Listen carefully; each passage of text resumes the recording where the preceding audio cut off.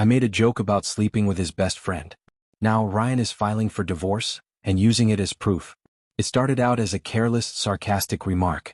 One of those moments when frustration takes over, and you say something you don't mean just to get a reaction. I never intended it to be taken seriously. Not for a second. But sometimes, one thoughtless comment can unravel everything you thought was unbreakable. Ryan and I had been married for 5 years. Our life wasn't perfect, but I believed we loved each other. Or at least I thought I did. Lately, tension had been simmering under the surface. Arguments over trivial things had become routine, and I often felt invisible, as if my presence went unnoticed. Adam, Ryan's best friend since college, was always around. They shared a bond built on inside jokes, late-night talks, and years of unshakable trust. During our rough patches, Adam's presence was constant. He'd make me laugh, distract me from Ryan's cold distance, and for brief moments I felt seen again. I liked that attention, not in a romantic way, but because it reminded me someone noticed me. Ryan, on the other hand, seemed oblivious. I could have dyed my hair neon pink or worn a clown suit, and he probably wouldn't have looked up from his phone. One evening we were at a small dinner with friends including Adam. The wine was flowing, the jokes louder than usual, and I felt daring, or maybe reckless. Someone teased about how close Adam was to both of us, and before I could think, the words slipped out. Maybe I should just sleep with Adam and see if he's better than you. The room froze. Laughter faltered.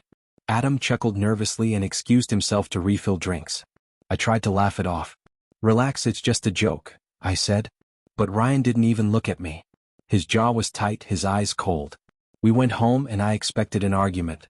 Instead, he grabbed a blanket and slept on the couch. The following days were unbearable. He barely spoke. He wouldn't meet my eyes. When I tried to explain, he said simply, "You crossed a line." I couldn't understand it. How could a single joke shake him so deeply?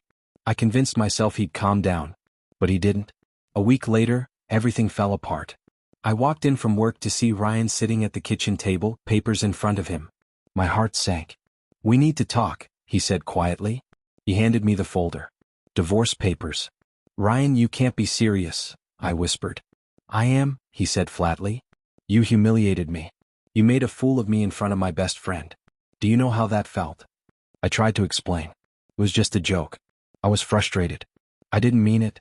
But he wouldn't listen. His mind was made up. "It's not just the joke," he said. "It's everything.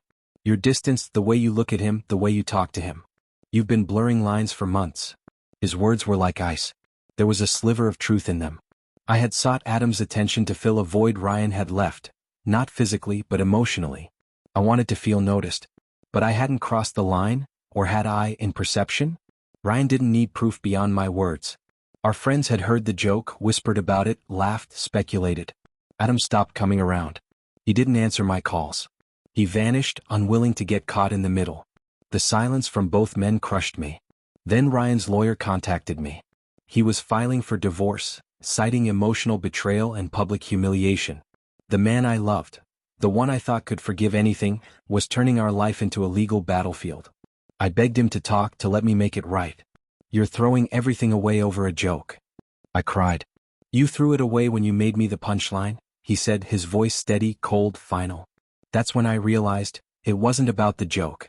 It was about the months of distance, resentment, and unspoken anger. It was about what I had ignored, what I had hidden behind sarcasm and frustration. My carelessness, not betrayal, had destroyed us. The divorce went faster than I expected. He moved out, stopped answering messages, disappeared from my life. Friends chose sides, most siding with him. I became the unfaithful wife in everyone's eyes, even though I had never acted on a word I'd said in jest. Perception became reality. Months later, I live alone. I still have the same table where the joke landed, the same empty couch he once occupied.